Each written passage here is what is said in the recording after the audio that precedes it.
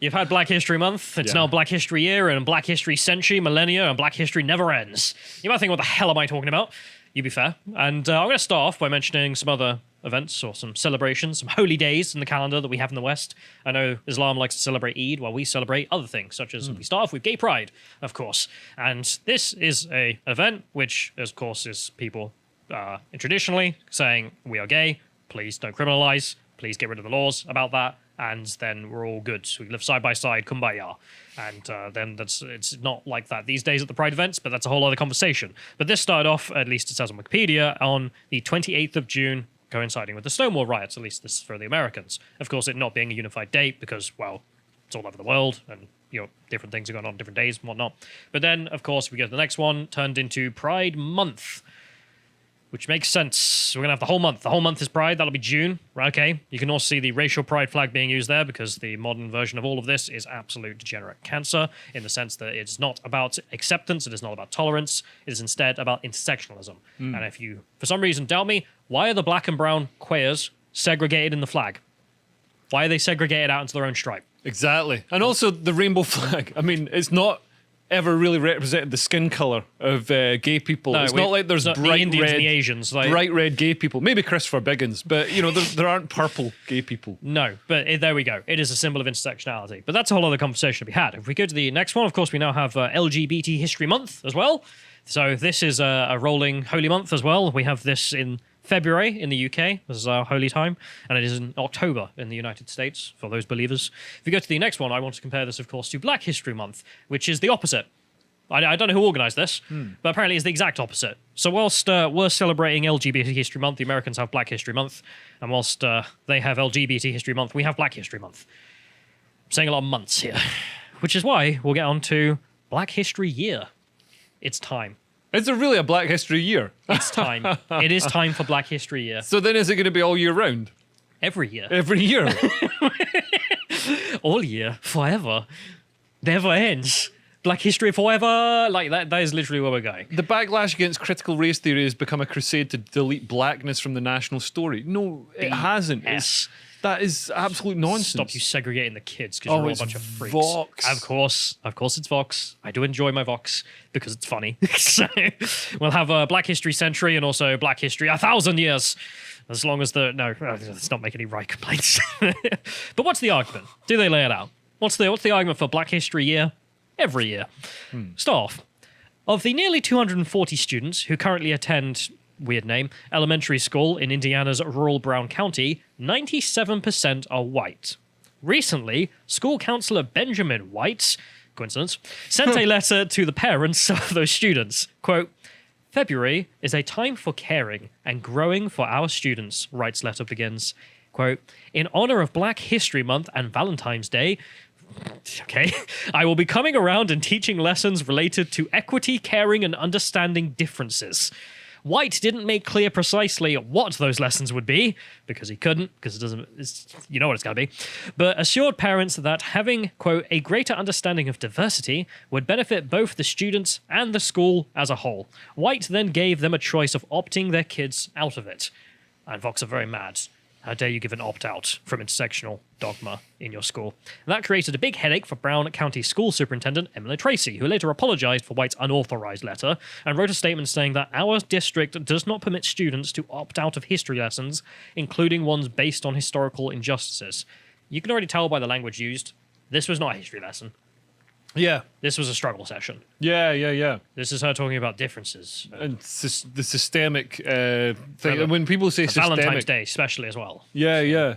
I mean, traditionally racism has been something that, it's objectively measurable because it's somebody says or does something. So now it's... I was laughing because I thought you were about to say it's traditionally a thing done on Valentine's Day. I don't know why they threw that in. Sorry, you were saying. But now that it's systemic, so that means it's everywhere. It's in the bricks.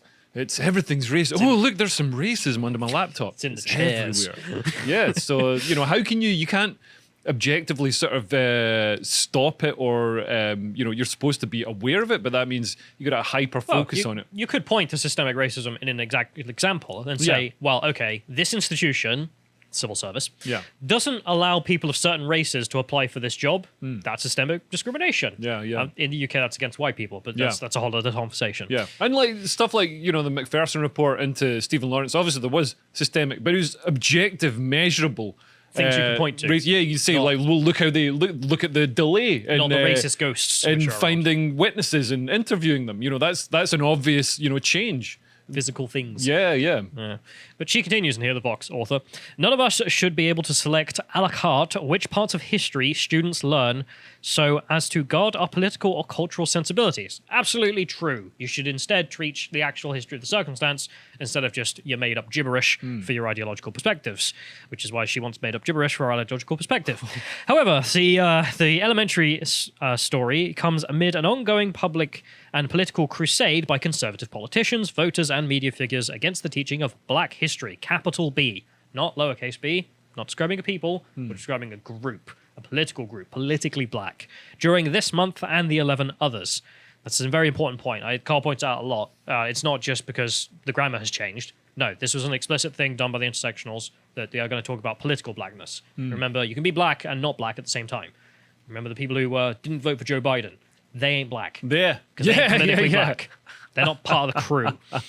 If you don't vote for a man who used the N-word quite a lot, then you are not black. So this is the point. It's politically black. So not the history of black people as in people who have brown skin or African ancestry, you could say, or whatever. Not the history of discrimination within the United States, because that would be nuance. Instead, it is politically black history, as in our version of it. The battle over what conservatives mislabel as critical race theory has been raging across the country since the summer of 2020, coming in the wake of the global uprising following George Floyd's murder.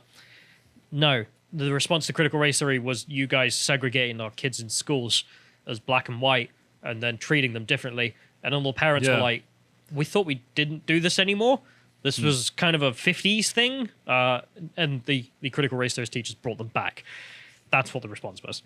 It is a scholarly framework, the author writes, understanding the systemic nature of American racism, and very few students outside graduate school engage with it. I mean, bing, bing, bing, bing, bing. Like, if there's a article bingo for this conversation, I mean, let's just deny it's not being taught anywhere except graduate school. It doesn't filter. You know how ideas, like liberalism, it's only something that happens in the university. You know, conservative thought only happens in the university. It doesn't spread out to the rest of society. That's not how ideas work. It couldn't possibly change into the culture. Bowing to demands of Republicans hunting critical race theory and those parents frightened by anything that doesn't promote race blindness. This is her complaint. Being blind to race is the bad thing. The Martin Luther King position. And American exceptionalism. School districts and libraries are removing texts like the 1619 Project and Ibrahim X. Kehendi's How to Be an Anti-Racist, as well as several others simply written by black authors. So number one, yes, fake history, not to be in the library. Number two, racial propaganda from Ibrahim, who is himself a critical race theorist. He said it himself. Yeah, not to be in the libraries, especially of elementary schools. You freak. And black authors, do you think are simple? Did you know they're deleting black authors, Leo? They're hurting black people. Nothing else. There's no other nuance to that story. They just found a black author's name and were like, get rid of that. Not having that there. No, not believing it. He then goes on to list Tulsa and Jim Crow, as if anyone who's educated on this topic doesn't know of such things, as if whatever. And then he ends it off by saying, Black History Month was not simply meant to make us feel less racist or more culturally aware. It was designed to show us what America really is and always has been, so that we might make it better, to a power structure that reinforces and metastasizes racial inequality. One Black History Month is not a threat. And it's like, no, this is not what you were doing. You were instead teaching fantasy of the reality. I mean, this is why you end up segregating the kids again. I mean, just like page 1 of the critical race theory textbook. I don't know if you've been here for it, but like Carl's got this big ass textbook. There's just all the critical race theory texts, major publications, right? Yeah. And page 1 is a guy complaining about desegregation. I'm not joking. The first essay is I can't remember his name. It's like Mr. Brown. He's literally just like, yes, the desegregation was bad. Yeah. We should have stayed segregated. but with better funding for black schools. That's insane. So they want to reverse, like, it's just insane. And, like, you know, a lot of the solutions that wokeists present, like when Sainsbury's were like, oh, we're doing stuff for Sainsbury's, of course. They segregated their staff. Sainsbury's being owned by, you know, Qatar, which doesn't have the greatest human rights history.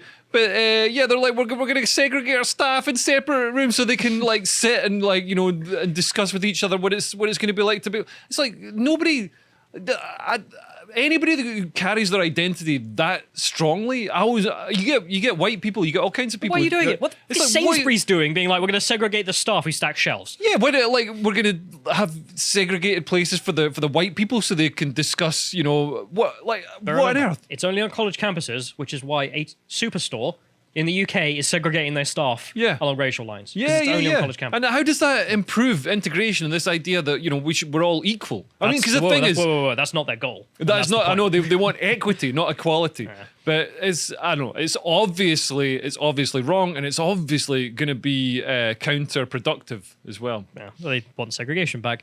But then the author writes, how about 12, as in 12 months, though?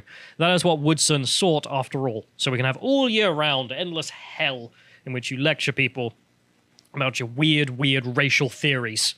Very American racial theories as well, as we have mentioned. But you may think, being hyperbolic, Callum, come on. It's just about history, bro. Black History Month. Just learn about people like Harriet Tubman or whatever else. It's perfectly wholesome. They would never say things like, abolish white people. Here's a clip. Christopher Ruffo, who's been fighting critical race theory left, right, and center. Here's a UC Berkeley education professor, Zeus Leonardo. Wonderful name, I must say. Terrible ideas, though. Quote, to abolish whiteness is to abolish white people. That's very uncomfortable, perhaps, but it asks about our definitions of what race is and what racial justice might mean. Let's play the clip. Right?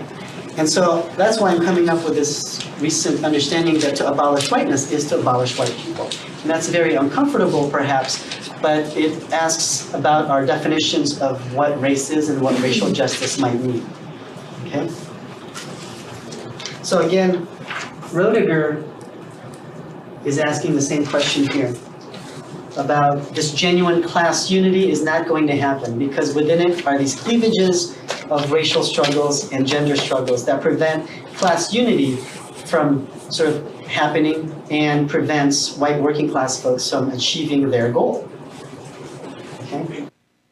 You may wonder what's the talk of class unity there, because of course the dude's a socialist as well. Yeah, well, traditionally that's what leftists have been after, class. They looked at class rather than all these identities. Yeah, and this is why I describe wokeness as class, gender, and race socialism as well, because then you can see he then brings it into race and says, well, we found out that class isn't the only division in society. Hungry Santa may have been wrong in his theories. No, the theory isn't wrong, reality is wrong. So instead, we must remove white people from existence, or at least whiteness, as he says, which, again, I mean, what happens when they don't change? Yeah. What do you do with that block in the way? Well, you do what you always do, don't you? There's also, if you go back to Chris Ruffo, there's a tweet below in which he says, that kind of language, abolishing an entire race of people, should be stigmatized, not subsidized by the taxpayer, and put throughout the public education system. I mean, totally you'd think it would be criminal. Yeah, you would. Like, I mean, this is... Do you remember the other is a professor? hate crime. There was a professor who tweeted, all I want for Christmas is white genocide. Yeah. And he was allowed to stick around. Yeah. It's madness. And as you can see, it is I mean, race theory. I don't know if anybody can explain to me how this isn't anti-white racism, but it seems to be not only tolerated, but also encouraged and subsidized, sanctioned by the state and sanctioned by society. It's really bizarre. And I think this is, it's not like, because people don't realize, you know, when fascism, when Nazism or whatever emerges, you know, people weren't all like, oh, this is terrible. You know, They went along with it. So it won't get any worse. Yeah, it won't get any worse. Jews may be banned from the park, but at least we can stand on the street. Yeah. Oh, it's just talk. It's just talk in a speech that Hitler's doing. It's like, no, this just on college campuses. This leads to terrible places. And also, I think it's what's driving so many people who do feel under attack in their own countries in the West. You know, based on the color of their skin, their gender, whatever. You know, because if you're straight, or if you're white, or if you're male, if you're cisgender, like all public this stuff. Enemy number one. Then those are all things that they're the sort of derided characteristics. We've got protected characteristics, but we also have. And we have Untermensch. Yeah. Yeah. And we move forward, we can have a specific example of where this ideology leaves outside of the universities. We'll start with HSBC. Of course, HSBC are looking to hire black candidates in investment banking and corporate banking roles. Only black candidates, of course. If we go to the next one, I had a response to this. HSBC haven't responded, but I realized that, of course, how do you define black? Because every company who's hiring black-only candidates has to define what a black candidate is. Yeah. So riddle me this, HSBC, if one of you is watching. I know you're a global company, but the UK is a tolerant nation that accepts race mixing. So what amount of racial mixing is considered unacceptable by HSBC to apply for the black role? I want to know, specifically, how many drops? How many drops is not allowed? I mean, Elizabeth Warren, she managed to qualify as being... Pocahontas? I've heard people saying. What was it? It was like 0.013% or something. I'm totally black. Sorry, no. Totally Indian. But let's move forward because there's also some other stuff just to end this off, which I found funny in the diversity sphere.